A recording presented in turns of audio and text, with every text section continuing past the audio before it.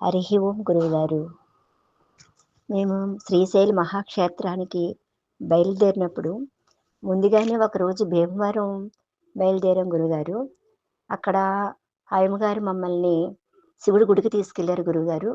అక్కడ శివుడి దగ్గర మేము కూర్చుని ఒక 11 శ్లోకాలు చదివాం గురువుగారు.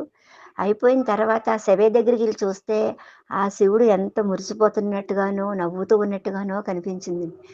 మాకు ఇంకా ఆనందం ఎంత వేసిందంటే, అక్కడ శివుడు అప్పుడే ఇక్కడ మాకు ప్రత్యక్షమయ్యి, మాకు ఆ అనుభూతిని ఇక్కడే అనిపించింది గురువుగారు. చాలా బాగుందండి అనుభూతి. అక్కడి నుంచి ఆ శివలింగం యొక్క విశిష్టత ఏమిటంటే, ప్రతి పౌర్ణానికి తెల్లగా మారిపోతారు శివలింగం. ప్రతి అమావాస్యకి నల్లగా అయిపోతారటండి.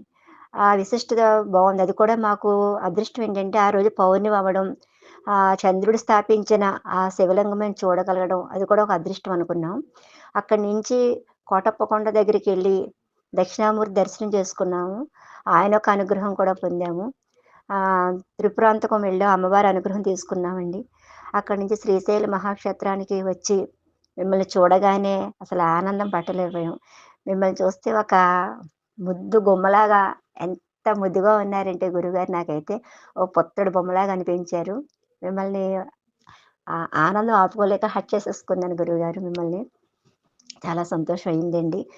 ఇక మర్నాడు ఉదయం ఆ భగవద్గీత పారాయణం, సౌందర్య లహరి, శివానంద లహరి మీ యొక్క అనుగ్రహంతో పరిపూర్ణంగా అక్కడ ఆ స్వామికి సమర్పణ చేశామండి.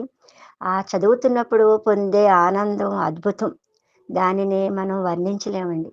ఎందుకంటే ఒక మిఠాయి ఎలా ఉంది అంటే తీయగా ఉందని తిన్నవాళ్ళకి మాత్రమే తెలుస్తుంది. మిగిలిన వాళ్ళు వింటారు కానీ ఆహా అనుకుంటారు. అలాంటి అనుభూతిని ఆ పరమేశ్వరుడు మాకు ఇచ్చారు. ఎందుకంటే మీరు ఒక మాట అన్నారు, మనము ఆ పరమేశ్వరుడికి సమర్పణ చేద్దాము అన్నారు. ఆయన అనుగ్రహంతో నేర్చుకున్న ఈ యొక్క శివానంద లహరి మరలా ఆయనకే సమర్పణ చేసేటప్పటికి అక్కడ నిజంగా ఆ స్వామి స్వయంగా స్వీకరించారు. చదివినంతసేపు ఆయన అక్కడే ఉండి మనల్ని అందరిని అనుగ్రహిస్తున్నారనిపించింది. ఎందుకంటే ప్రతి ఒక్కళ్ళు ఎంత అనుభూతి పొందారంటే అంత అనుభూతి పొందారు గురువుగారు. ప్రతి ఒక్కళ్ళు పొందామండి. అలాగే మీ యొక్క అనుగ్రహంతో ఆ భాగ్యాన్ని మాకు ప్రసాదించారు గురువుగారు. మీకు కోటి కోటి ధన్యవాదాలండి. అలాగే లలితా శ్రావణి గారు, తేజు కూడా ఎవరికి ఏ చిన్న ఇబ్బంది కలగకుండా అంత ప్రేమగా చూసుకున్నారు. చిన్నపిల్లలైనా వాళ్ళ ప్రేమ నిజం ముందు మేము సరిపోం అనిపించిందండి.